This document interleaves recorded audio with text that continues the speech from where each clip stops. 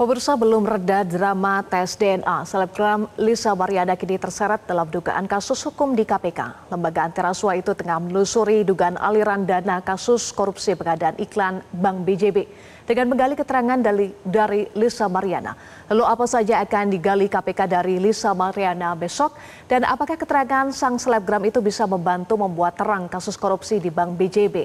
Kita akan membahasnya bersama dengan pakar hukum pidana Asep Iwan Iriawan. Selamat malam, Kang Asep. Selamat malam, Pak.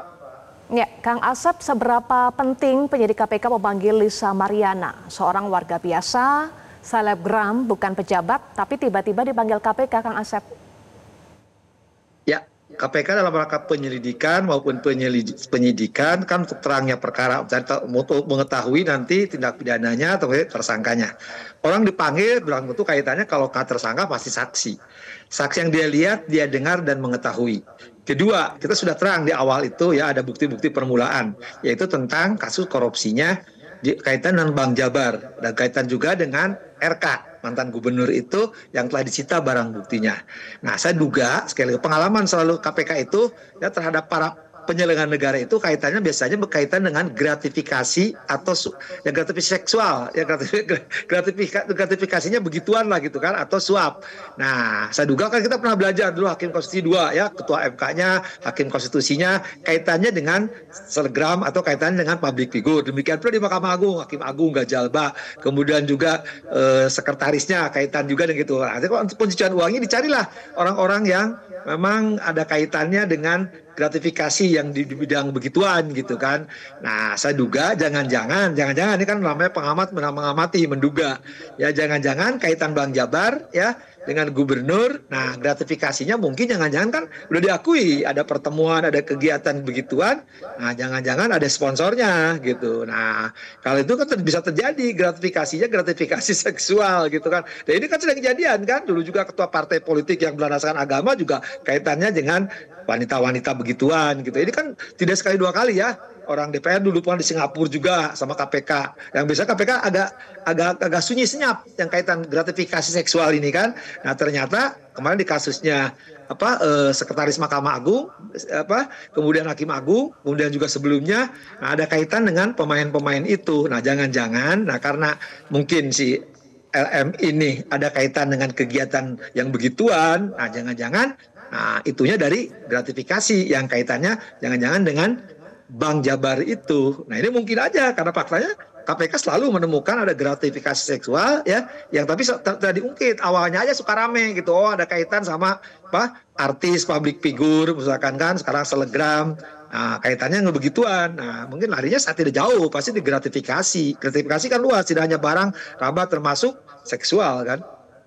Soal dugaan gratifikasi yang tadi Anda sebut, Anda duga Kang Asep, sepenting itu ya buat KPK untuk menelusurinya dan memanggil Lisa terkait dengan keterangan dibutuhkan dari Lisa Mariana?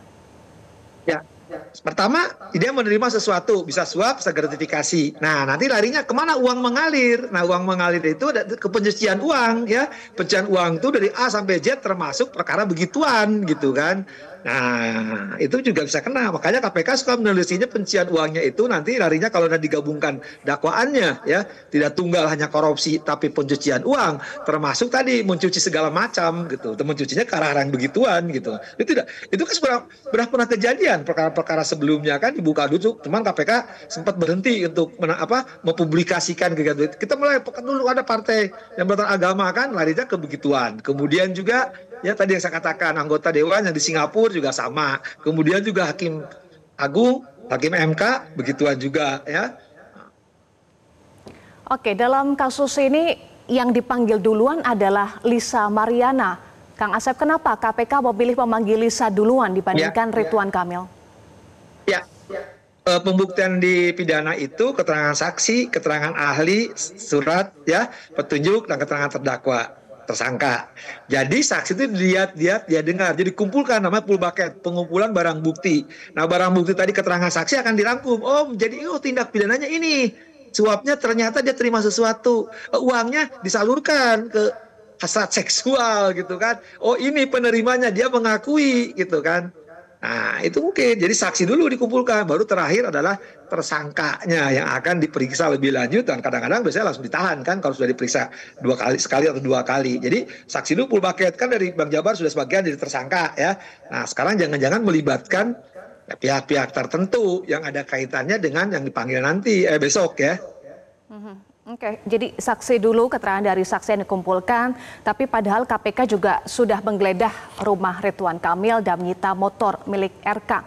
Bukankah secara urgensi keterangan RK lebih dibutuhkan dibandingkan Lisa Mariana? Nah, ini teknik bagaimana penyidik, penuntut, termasuk hakim, ya. Yang didengar tuh itu dulu, ya. Jadi istilah jaring, nggak jaring itu dimuter dulu semua. Ya, nanti si tersangka, terdakwa nggak bisa mengatakan apa-apa. Karena lebih 2 orang, lebih 3 orang, lebih 2 alat bukti mengatakan, Anda nerima loh. Ini buktinya, si A mengatakan begini, si B mengatakan saya begini. Dia nggak bisa berkelit karena keterangan tersangka itu atau keterangan terdakwa hanya berlaku bagi dirinya. Artinya si tersangka kelak diperiksa terakhir ya mengatakan tidak, tapi saksi lebih dari 1, alat bukti lebih 1 mengatakan iya, nggak bisa apapun karena tadi hakim diyakinkan kelak atau pidana itu diyakinkan dengan minimum 2 alat bukti. Kalau nanti ada orang mengatakan dia pernah terima dan terimanya berasal dari Bang Jabar misalkan dan disalurkan ke begituan, ya sudah, selesailah barang itu. Oke, Kang Asep, sejauh mana strategi KPK ini follow the money, mampu mengungkap aliran dana dan pihak-pihak yang terlibat dalam kasus ini?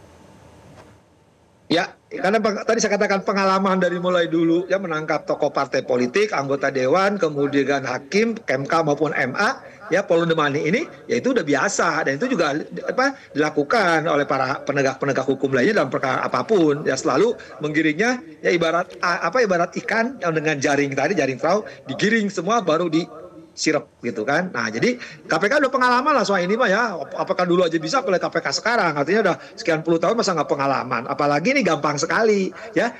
Pemberinya Bang Jabar sudah jadikan tersangka. Kan nggak mungkin logikanya. Kalau dia memberi kepada siapa? Gitu kan.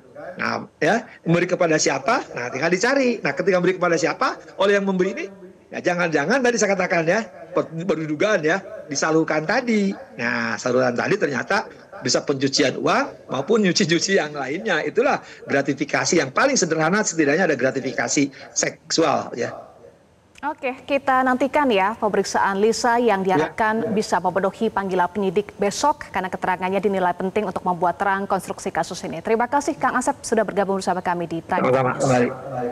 Pemirsa, kami jeda dulu. Prime Time News akan kembali dengan informasi bukan 250%, PBB Pati disebut naik hingga 2.500%. Informasinya usai jeda.